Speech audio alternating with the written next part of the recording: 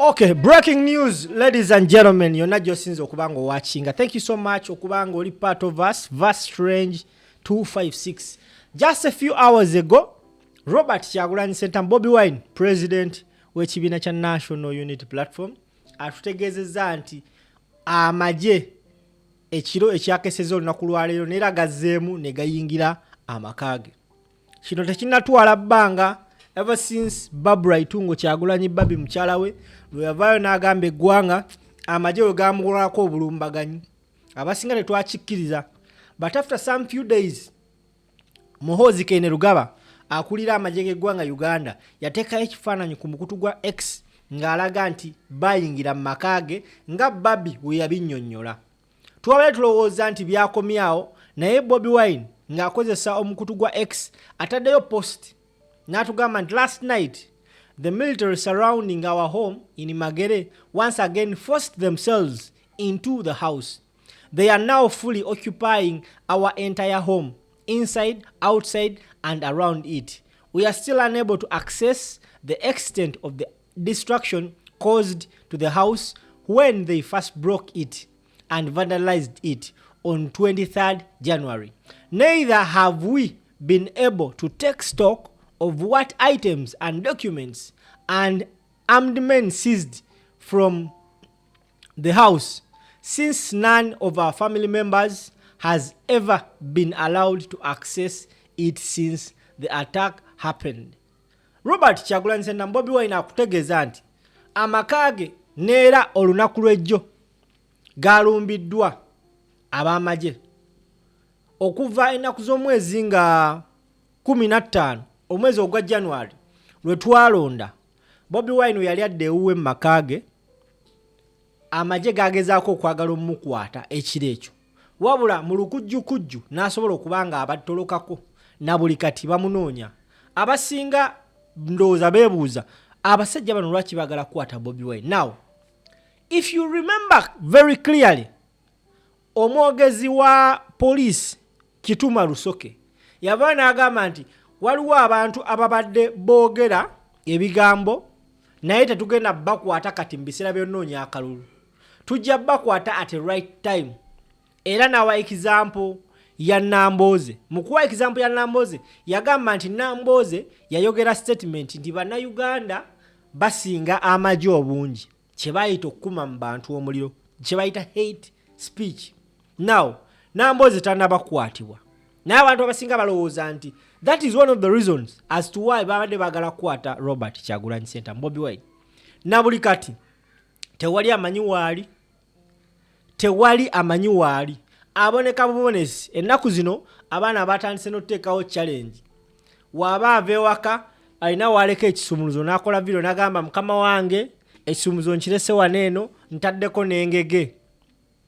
Wobozze taata we Gazeemu. Waliwo TikTok omu yagambe tagenda kuddamu ssula mu buliri bwe mpaka Bobi Wine ng'alabise. Yakutte obuli bwe n'ateekako amasuuka amapya, mufaliso mupya, kitanda kipya, n'agamba oluggi aluleka luggule, ye asula mu ddiiro nti omukulembeze waabazze ayitewo buyisi agende yeebake. There is a lot of things going on. Ekifo Robert Kyagulanyi Center Bobi Wine we yalabikirako lumu mu ka video abasinga akasinga okwewunyisa eggwanga we twogerera kyafuuse kya bulambuzi.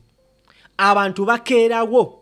Era nannyini waakyo singa yali asobola osolooza essaawa zino yandibadde alina omutete gw'ensimbi gwe tutamanyi na muwendo. Buli lunaku abantu batandise n'olinnya emmotoka okuva e Masaka, okuva e Bule n'Ebweya nga bazze just kulaba kifo ekyo oba kubeerawo. Bobi Wine we yakwatira ka video awo.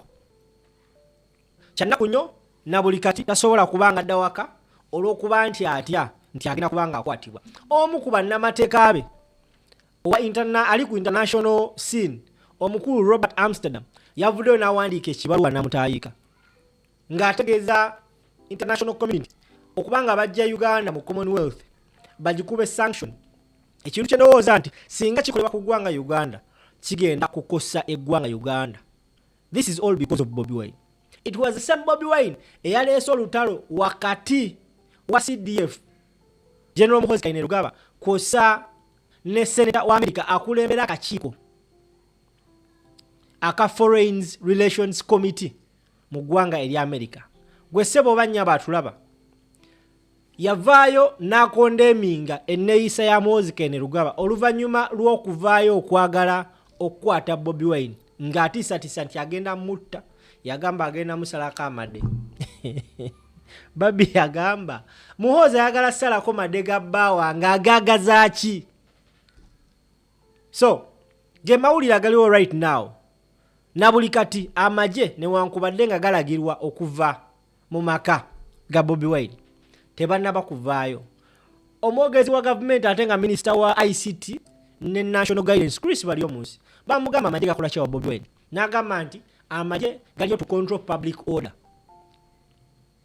we yali ku mukutu ogwa NBS n'agamba nti galiyo controlling a public order nti abantu bayinza okugenda wa Bobi Wine ne bagifuula ng'akatale neebuuze yi are you serious can that be a sounding reason abadde Bobi Wine aleese olutalo wakati w'abali omunsi ne Muhoozi Kainerugaba bali omunsi oyabuzibwa ku Capital FM ku tweets Muhoozi zaakola ku Bobi Wine yatugamba nti tweets za Muhoozi tuzitweetinge ng'omuntu ali awo bw'atyo sagala kwogera kyeyayogera naye nga gonna wenna asobola okugattagatta ebigambo you can know what exactly bali omunsi was trying to mean ever since then bali omunsi bamutadde ku ntandalo bamukubi left right and center ate the same battle it's because of Bobi Wine ne lwaboogo aluyingiddemu bamusabula left right center otwogerere essaawa zino abakulembeze ku mitendere gy'enjawulo twalabyeko Pastor Kayanja naye yakakiddwa okuvaayo okwogera ku nsonga oba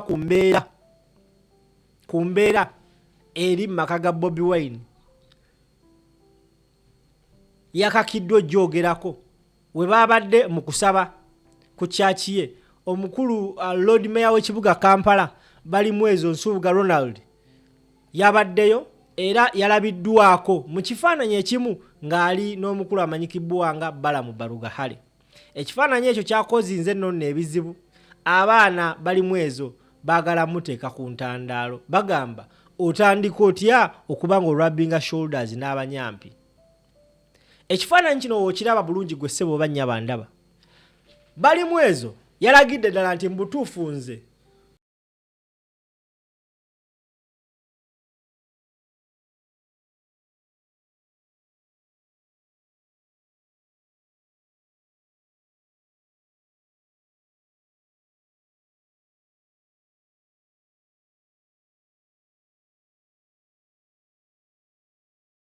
siri part of these people Balamu ne Pastor Kayanja bo ne beekwata emikono ne beenyweza kino kiragira ddala nti there is a difference newankubadde ng'eddiini ebagatta era newunya nnyo ba foot soldier abasazeewo okwagala oluuma bali mwezi you are stupid you are fools and you are very very very stupid to the highest level because bali mwezi okuba nti yawangudde ekyobwa meeya ku kadi ya NUP tekigenda mulemesa genda mu kyaki tekigenda ate bali mwezi ogenda mu kyaki ya Kayanja osabirayo kyekyaleese n'ensonga lwaki ne Kayanja yavuddeyo yagenze okulaba nti watayogera ku nsonga eno agenda swala bali mwezi olwakutta akazindaalo yasokedde ku nsonga z'abannayuganda ze yayanjizza n'agamba tusabire eggwanga lino omukulembeze wange embeera gy'alimu si nnungi balumba amaka ge